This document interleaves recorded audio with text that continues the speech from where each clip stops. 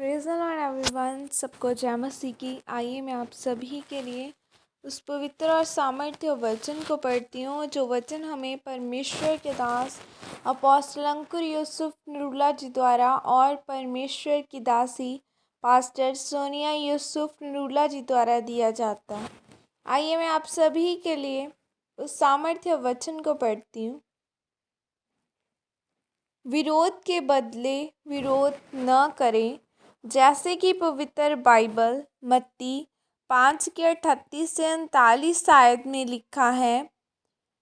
तुम सुन चुके हो कि कहा गया था कि आँख के बदले आँख और दांत के बदले दांत, परंतु मैं तुमसे कहता हूँ कि बुरे का सामना न करना, परंतु जो कोई तेरे दाहिने गाल पर थप्पड़ मारे उसकी ओर दूसरा भी फेर दे। आमीन।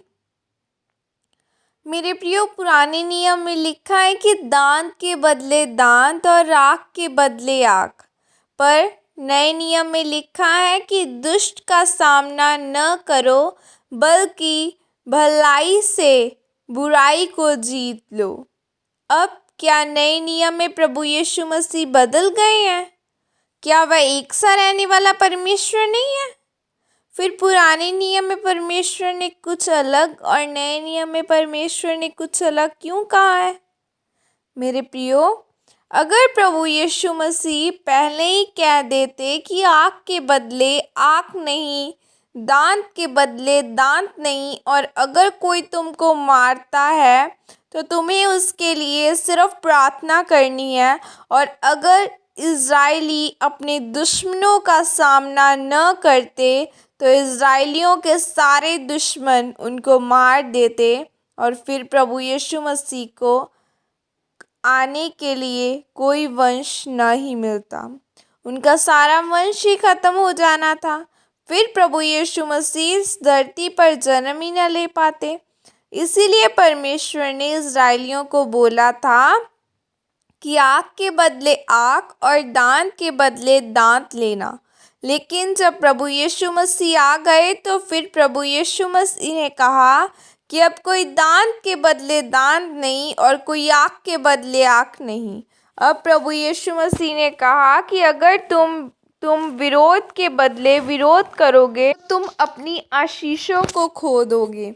और मेरे प्रियो, बाइबल में लिखा है कि पौलुस एक जगह पर प्रचार कर रहा था, तब वहाँ पर कुछ लोग उठे और उन्होंने लोगों को इकट्ठा किया और पौलुस को धक्के मार मार कर शहर से बाहर निकाल दिया। तब पौलुस दूसरी जगह पर पहुंच गया और उस जगह पर एक 8 साल का रोगी था और पौलुस ने उस रोगी को चंगा किया। और यह देखकर बहुत से लोगों ने परमेश्वर पर विश्वास किया। अगर पौलुस को धक्के मारकर निकाला जाता तो वो 8 साल का रोगी चंगा न होता और बहुत से लोग परमेश्वर के नाम पर विश्वास न करते। परमेश्वर आपको ताकतवर बनाने के लिए आपके विरोध को इस्तेमाल करता है।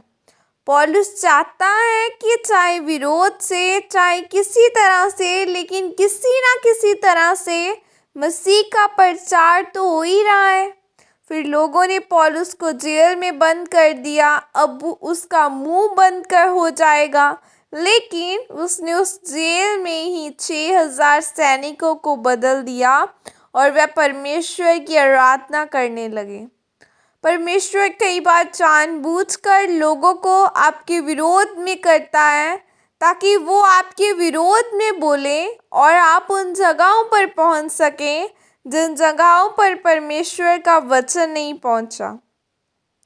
कई बार जिन जगहों पर आप खुद नहीं पहुंच सकते, उन जगहों पर आपके दुश्मन आपको पहुंचा देते हैं। इसीलिए मेरे प्रियो, अगर कोई आपका विरोध करे तो आप उसके विरोध में न बोलें, उसका विरोध ना करें, क्योंकि हमारा प्रभु यीशु मसीह हमारे साथ है। वो खुद ही न्याय करेगा। वो आपके विरोध को भी, आपको भी ऊंचा करने के लिए इस्तेमाल करेगा। आमीन। और यह अंगीकार आपकी तरफ से किया जाए। सर्वशक्तिमान परमेश्वर, इस वचन के लिए पिता मैं आपका धन्यवाद करती हूँ। और पिता मैं अंगीकार करती हूँ कि मैं विरोध के बदले विरोध नहीं करूँगी और आपके वचनों के अनुसार अपना जीवन व्यतीत करूँगी और हमेशा आप ही के नाम को महिमा दूंगी। प्रभु यीशु मसीह के सामर्थ्य नाम में मांगती हूँ, आमीन। सबको जय मसीह की। God bless you all. खुदा आपके घरानों को ब्लेस करे, आपको ब्लेस करे अबंडेंस ऑफ ब्लेसिंग के साथ। God bless you all.